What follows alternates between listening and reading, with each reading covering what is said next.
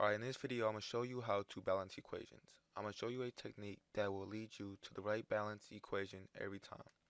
When we balance chemical equations, we want to make the numbers of each type of atom the same for both sides of the equation. The way that we do this is by assigning coefficients.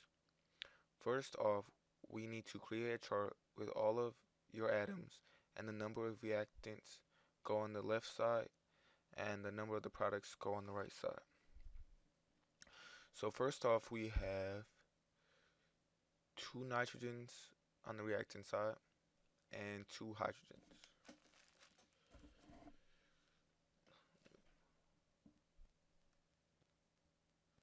And two hydrogens, yep. And on the left side, since there's nothing in the subscript, we automatically know it's one nitrogen and then three hydrogens. And as you can see, these numbers aren't equal, so we have to balance them. So first off, we're going to make this a 2 to equal the other side. So we got to put a 2 in front of nitrogen. And now there's two nitrogens. But now that changes the hydrogens on the right side, because it's a 2 as a coefficient. So 2 times 3 equals 6. So now we have 6 hydrogens on the product side. Now we have to fix that on the reactant side by putting a 3 in front of the hydrogens, because we need 6 hydrogens, and 3 times 2 equals 6. And this is synthesis. Okay, so we have two atoms in this equation, hydrogen and oxygen. There's two hydrogen atoms on the left and two on the right. We have one oxygen on the left and two on the right.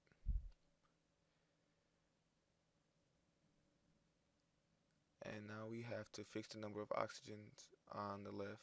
So we simply put a 2 right here as the coefficient to make it 2 oxygens.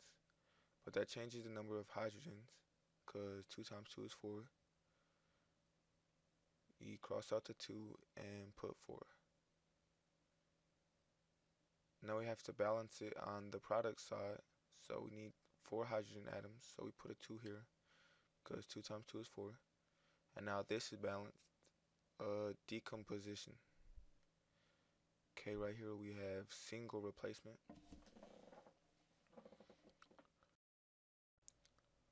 Alright, for this equation we have 3 atoms, boron, nitrogen, and fluorine. We have 1 boron on the reactant side, 1 nitrogen, and 2 fluorines. And on the product side, we also have 1 boron,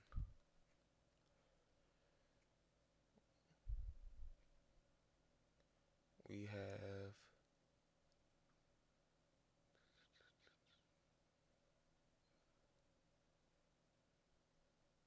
3 fluorines, and 2 nitrogens.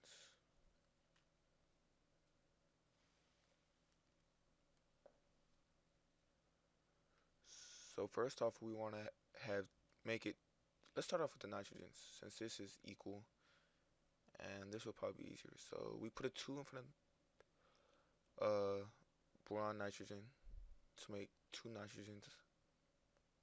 Now that changes the number of borons on the left side as well. So we put a 2 here. Now we gotta fix it on the right side by putting a 2 in front of BF3. So now we have 2 borons, and that also changes the number of fluorines, because 2 times 3 is 6, so now we have 6 fluorines.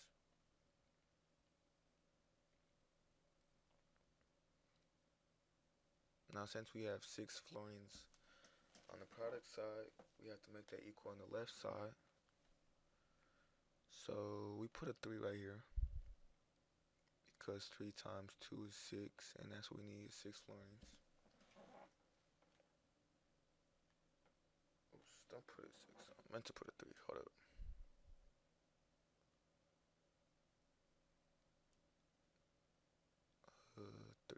Alright, that's much better. Alright, so now we have 6 fluorines, and this reaction is balanced.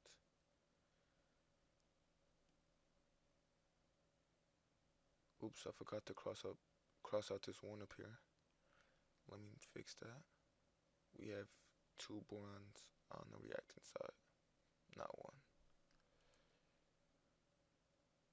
Okay, yep, that was single replacement, and it's now balanced.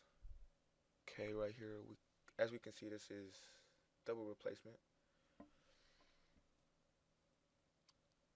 On the left side, we have 1 sodium, 1 bromide, 1 bromine, 1 calcium, and 2 fluorines.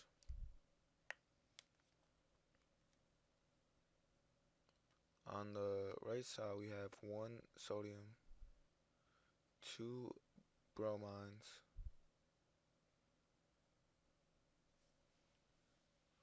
then we have 1 fluorine, and 1 calcium. Let's start off by fixing since these are equal, we can start off with the fluorines. Put a 2 in front of this compound to make 2 fluorines. Cross that off, put a 2.